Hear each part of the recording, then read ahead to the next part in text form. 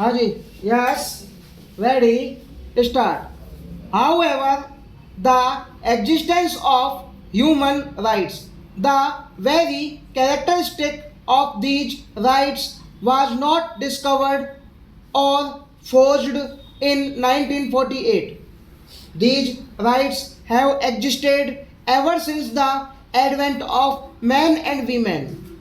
They have been in evidence ever since the quest for equality began, a quest that transcended race and religion.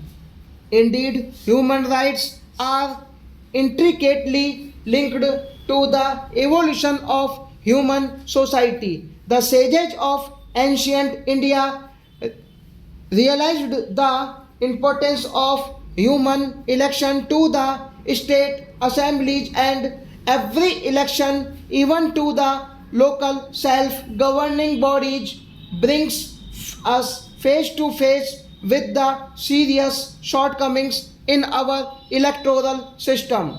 These shortcomings are not confined to the time and process of elections. They have a direct bringing on governance and on the functioning of the elected bodies.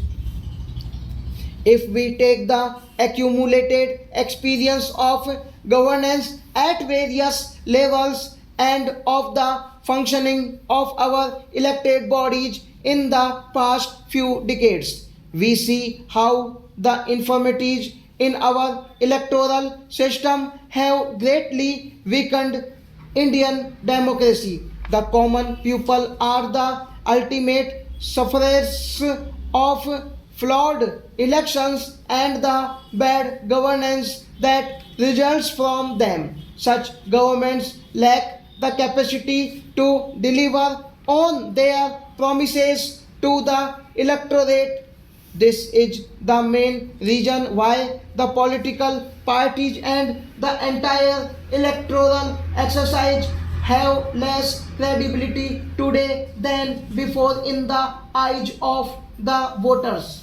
The resultant apathy and cynicism are not good for our democracy. Indian democracy thus exhibits a worrying paradox. On the one hand, we take legitimate pride in the fact that India is the world's largest democracy and that its prevention is our greatest achievement since independence. It is also true that at no time does the vibrancy of Indian democracy become more manifest than during elections. Yet, on the other hand, it is the main weaknesses in our electoral system that have impaired our democracy the most.